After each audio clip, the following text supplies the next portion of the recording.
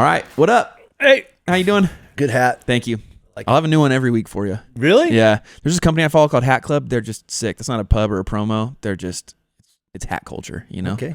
I'll get you into it. It's fine. Hey, as we've gotten in, like... Can you tell me, 3 seasons, you're still as weird as ever. Yeah. Oh, it just gets worse. Does it? Off camera. Yeah, you know that. I do know that. Yeah. But I can't talk about it Yeah, on we camera. won't. Yeah. Yeah. Different podcast. Yeah. We've been getting a lot of comments around divorce. Yeah. And a lot of the time it's like, hey, I want this. Is that okay? Or hey, whatever. But a lot of the time, more so than not, is a divorce is coming my way. And there's passivity in saying it that way of like, oh, I didn't know it was coming. It's like, well, you did. But also there's a lot in like, what do I do if I don't want this? Yeah. What does that look like? I think the question that I get the most is like, okay, papers have been slid across the table at me. What do I do now? Yeah. And there's a lot, for a while there was like, I don't know. Let me go find out for you. Mm-hmm.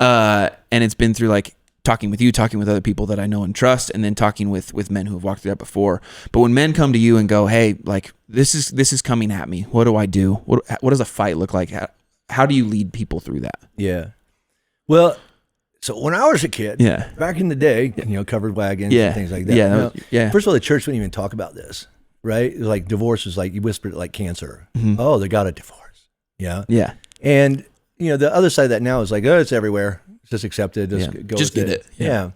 So I even when like every once in a while, like when I read through the Sermon on the Mount, recite it, or I remember when I was teaching through Sermon on the Mount, there's that part in there where Jesus says, just because you give a person a certificate of divorce, you actually make her commit adultery. And if you marry a divorced woman, then you commit adultery. Mm-hmm. And the whole room stopped breathing.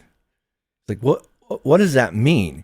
And I even got emails going, hey, when you teach on that, should I come or should I skip that week? Because if you're going to pile guilt and shame and you're a bad Christian on me because you're divorced, or, does that mean I should do this and all this kind of stuff? And I'm like, time out, take a breath. Okay. So the first thing I want to say about divorce is that, and everybody would agree with me, right, is that divorce was never God's first plan for anybody. No. Right? Intimacy and marriage, that's what we were going for, okay? And even when people ask Jesus, is it okay for us to get divorced for any and every reason, they had dumbed marriage down to, I don't like her anymore, or she burnt dinner, and in that day, women had no rights, so they just got thrown off to the side, and they're only as damaged goods back in those days, like they either became prostitutes, or maybe somebody would take them in, or they'd have to go home and live with their parents, and they didn't want them either, and so that forced them into whatever, okay? So Jesus says, from the beginning, it was forever. But because you have hard hearts, right? Moses allowed this, meaning God said, okay, we have to protect people from people with bad hearts. So divorce should be viewed as the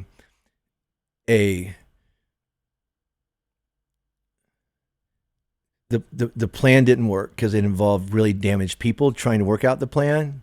And God's not going to lock somebody in a dungeon of condemnation because they got married 20 years ago and now they got the crap kicked out of them for the next 20. Right? Yeah. That's not compassion. Yeah. Okay. So because of hard hearts, God has allowed divorce in some situations. The problem is that we've allowed divorce in every situation. Yeah. We get divorced like we trade cars. Yeah. Because there's a knock under the engine and doesn't have as much pickup as it used to be. I'll just trade in and get a new one. Yeah. It's going to cost more to fix it than it is to. Absolutely. Yeah. Right. And everybody else seems to have a shiny car. Yeah. Like I want one too. So there's that. So when somebody actually gets served papers and things like that, the first place you're probably going to run is another attorney. Right. And then they're going to go, okay, I probably should check in with God on this. And I don't know how to ask God. So they're going to probably ask me or a pastor or somebody. Right.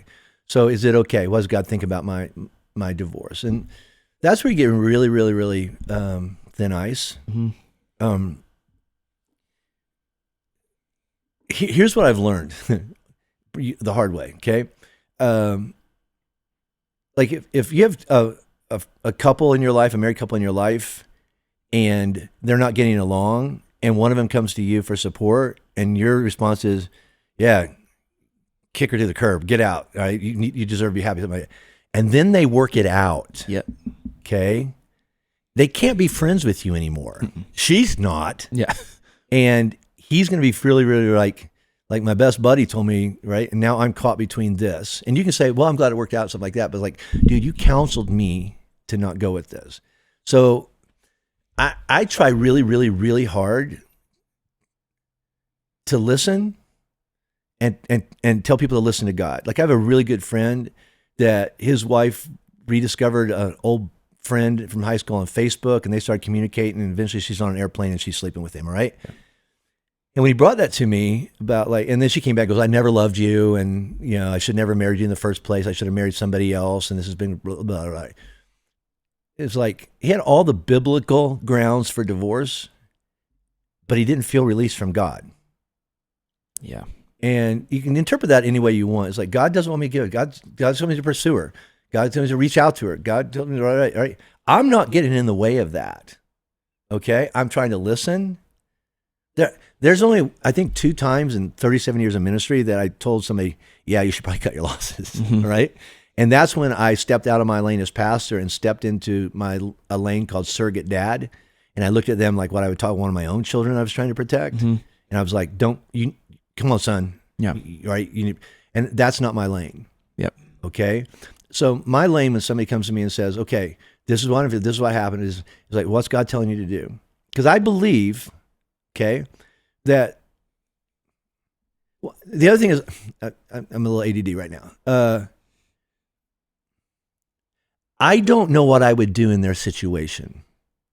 And I think it's really condescending for me to go, well, if you love God, because I love God, and I know if my wife cheated on me, I would forgive her. Mm-hmm. I hope that's true. Mm-hmm. But I have no idea. It's not your reality. You have no concept. It's not my reality. And the last thing I'm going to do, Jesus said it, is don't judge others for the speck in their eye when you have no idea what's hanging out of your own face, all right? And it's like, maybe you just work on your own stuff and then just help that person, all right? So I don't give them, I know this is what I would do if I were you. Nobody asks that question. Yep. Okay?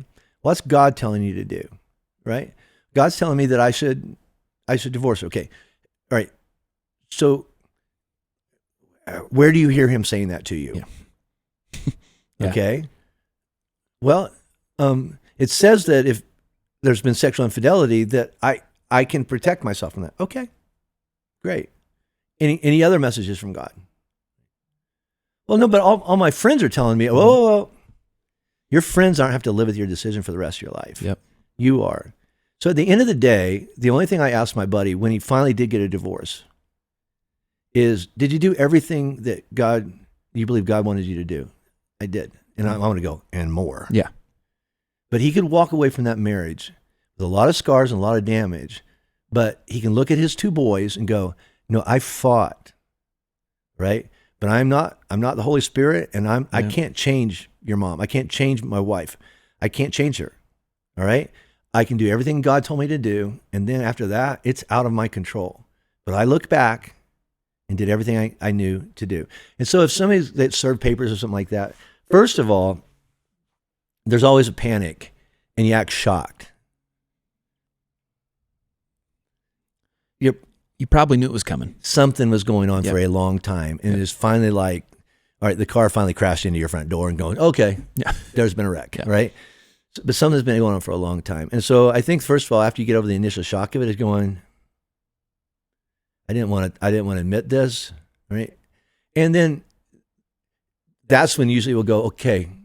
Because not in every case, but a lot of cases I've heard, she's been asking for counseling. She's been asking us to work on stuff and for years and years and years. And he said, I don't want to. And then she serves you papers and says, I'm taking the kids and half your stuff and I'm leaving. And going, okay, I'll go to counseling. Yeah. And okay, all things are possible with God, but not all things are possible with people. Right.